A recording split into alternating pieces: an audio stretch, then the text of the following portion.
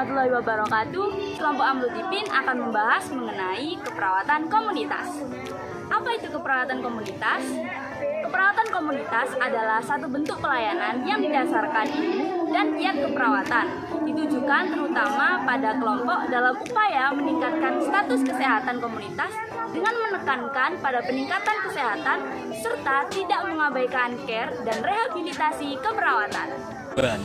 Yaitu untuk pencegahan dan peningkatan kesehatan masyarakat melalui upaya-upaya direct care dan health general community.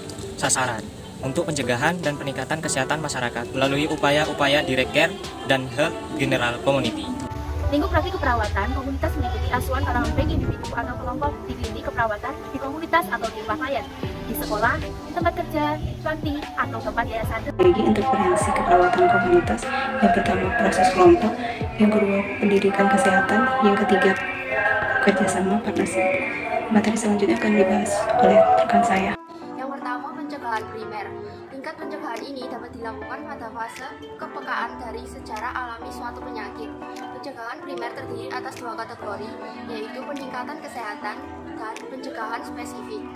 Pencegahan primer terdiri atas dua kategori, yaitu A. Peningkatan kesehatan meliputi perbaikan status gizi masyarakat, perbaikan kondisi rumah dan tempat rekreasi, serta pendidikan kesehatan termasuk pendidikan dan sanitasi dan seks. B. Pencegahan spesifik meliputi program imunisasi, pencegahan kecelakaan, pengaturan makanan diet dan olahraga, serta penjernihan air minum. Yang kedua, pencegahan sekunder. Tingkat pencegahan ini dapat dilakukan pada fase preklinik dan klinik. Yang termasuk dalam upaya ini adalah A. Penemuan atau deteksi secara dini melalui penemuan penyakit kanker secara dini dan penemuan kasus penyakit kencing manis secara dini. E. Pengobatan penyakit secara dini. Hal ini dimaksudkan agar penyakit tidak berkembang lebih lanjut, maka perlu dilakukan pengobatan secara dini atau pengobatan penyakit sebelum komplikasi. Dan yang ketiga adalah pencegahan tersier. Tingkat pencegahan ini dapat dilakukan pada fase penyakit yang sudah lanjut atau fase kecacatan. Pencegahan ini terdiri atas membatasi kecacatan dan rehabilitasi. Ciri-ciri praktik keperawatan di komunitas.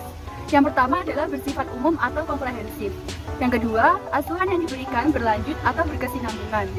Yang ketiga, pada semua kondisi sehat sakit dan semua siklus kembang manusia. Keempat, berfokus pada upaya pencegahan penyakit dan peningkatan kesehatan. Yang kelima, berfokus pada sasaran di komunitas.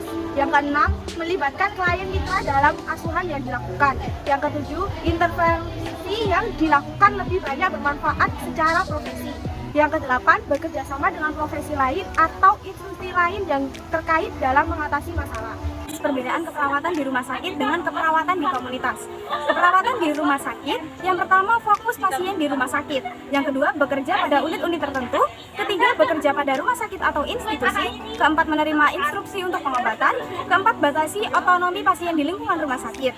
Keperawatan di komunitas, yang pertama fokus keluarga dan komunitas. Yang kedua, bekerja dengan semua kondisi sehat sakit di berbagai tatanan.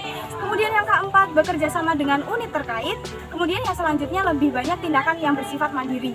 Selanjutnya akan dilanjutkan oleh teman saya. Kepadanya saya persilahkan. Prinsip kesehatan komunitas pada praktik keperawatan komunitas.